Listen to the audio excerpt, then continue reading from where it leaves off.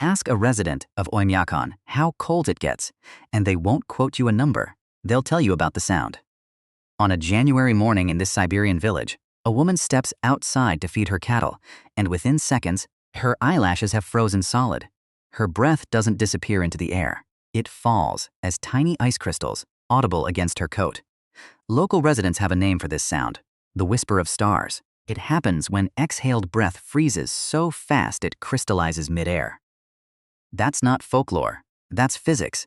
At temperatures the human body was never designed to survive.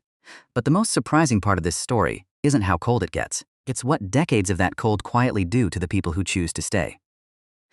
Welcome to Oymyakon, in Russia's Sakha Republic, routinely cited as the coldest permanently inhabited settlement on Earth.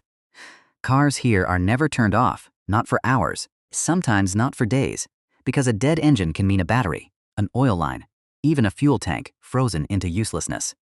Graves are dug days in advance, with fires lit over the frozen ground just to soften it enough for a shovel. And strangely, none of that is the hardest part of living here. Roughly 500 people keep living in Oymyakon, generation after generation, in temperatures that have plunged toward -67 degrees Celsius. The question isn't simply how they survive the cold. It's what the cold takes from them in return, and why, even knowing the price, almost no one leaves. To understand what cold even means here, forget everything a mild winter has taught you. At -50, exposed skin can freeze in under 10 minutes. Metal burns like fire on contact. Plastic turns brittle enough to shatter. Rubber tires can crack simply from a pothole. In these conditions, the ink in an ordinary pen freezes solid. Glasses fuse to skin if pressed too close to the face. And a spilled cup of boiling water can turn into vapor before it ever hits the ground. A phenomenon that's become an internet spectacle, but for residents is simply a Tuesday. Homes are built on stilts, not for flooding, but to stop rising heat from thawing the permafrost beneath the foundations. Because if the frozen ground beneath a house softens even slightly, the entire structure can sink and crack apart. Oymyakon isn't simply a cold place.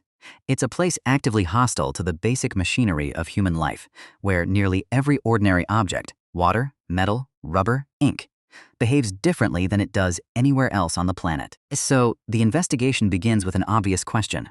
Why would anyone build a permanent settlement here at all? The answer lies not in comfort, but in coercion. Oymyakon sits along a route once used by reindeer herders who discovered something unusual, a natural spring nearby that never fully froze, even in the deepest winter. The name Oymyakon is believed to derive from a local even or yakut, word referring to unfrozen water. And that spring made the site viable for herders passing through with their animals. But the town's more permanent population swelled dramatically in the Soviet era, and the region became a hubbub for road-building projects, connecting remote settlements across Yakutia. Construction driven forward by state planning that gave little consideration to human comfort, and in some accounts, by forced labor tied to the broader Stalin-era gulag system that pushed infrastructure into the harshest corners of the Soviet Union. Some families here never planned to spend their lives in this cold. History made that decision for them, and their descendants inherited both the settlement and its extremity. Once you understand the origin, the human cost becomes the real story. Because surviving Oymyakon isn't a single act of endurance. It's a series of quiet sacrifices, repeated daily for an entire lifetime. Diets here are almost entirely centered on meat and fat. Reindeer, horse meat, fish, foods dense enough in calories to fuel a body constantly fighting to stay warm. Picture the inside of a local shop. There's no produce aisle stacked with fresh color the way you'd expect at home. Just shelves of preserved, frozen, and dried goods, with anything green or ripe flown in at a price most families can only afford as an occasional treat and not a daily habit. Doctors studying isolated northern communities across Siberia have long noted elevated rates of cardiovascular strain, linked partly to the immense energy the body expends generating heat, and partly to diets built around necessity rather than balance. Alcohol, too, carries a darker weight here than in temperate regions. It's often used against the cold, despite lowering the body's actual ability to retain heat, a dangerous irony that has contributed to hypothermia deaths across the wider region. None of this makes headlines the way frozen eyelashes do. But it's the quieter, slower toll, the one that never shows up in a photograph. Here's the twist most outsiders never expect. The deepest danger in Oymyakon isn't the extreme cold snap that makes international news. It's the ordinary winter day. Record lows are rare, brief, almost ceremonial. Locals prepare for them, plan around them, even take pride in surviving them. It's the routine -40 and -50 days, stretched across 5 or 6 months of the year, that grind down bodies over a lifetime. Joints stiffened by years of cold stress, and lungs working harder in air so dry it cracks skin on contact. Hearts pumping against vessels that constrict defensively in extreme temperatures. Survival here was never about outlasting one brutal night. It's about a body absorbing thousands of ordinary ones. And there's a second twist buried beneath the first.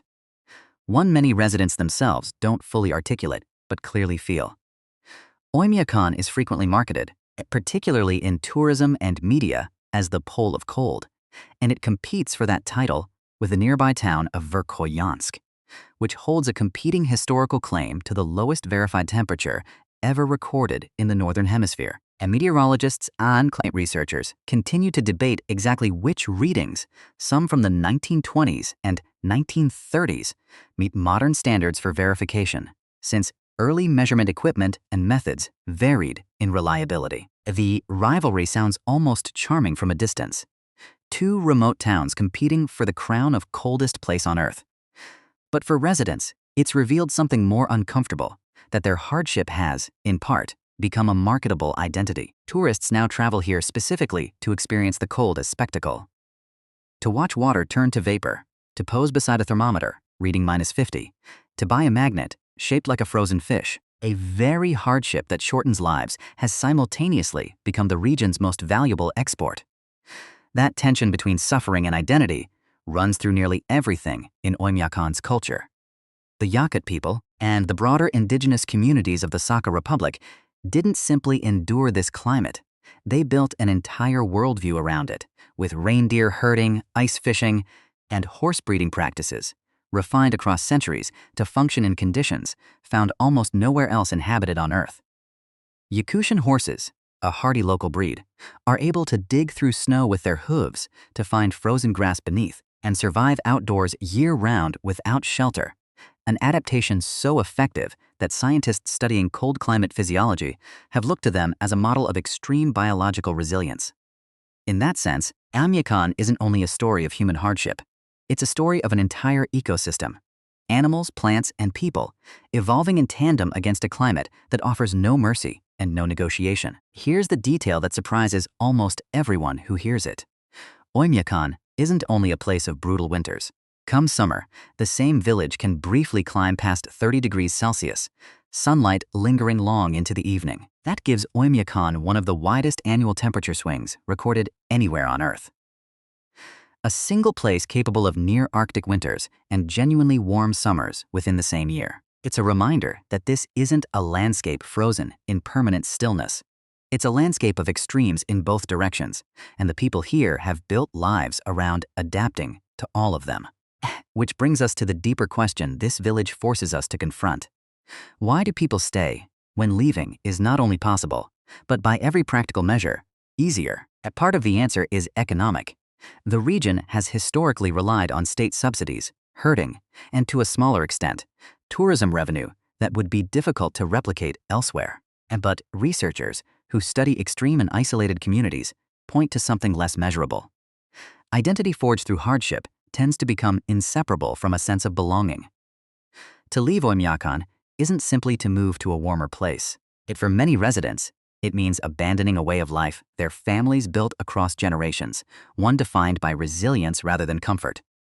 The cold isn't only their enemy. In a strange, complicated way, it has also become their inheritance. For most of the world, winter is a season people wait out. For Oymyakon, it's the entire shape of a life, the calendar, the diet, the architecture, the inherited habits passed from parent to child. What this village ultimately reveals isn't really about temperature at all. It's about the quiet negotiations every human society makes with its environment, trading comfort, sometimes even years of life, for identity, continuity, and belonging. Most of us never face that trade so starkly, because most environments never demand it so directly. Tomorrow morning, while much of the world complains about a cold snap, someone in Oymyakon will step outside into conditions that would be fatal to most humans within the hour and simply call it a normal day.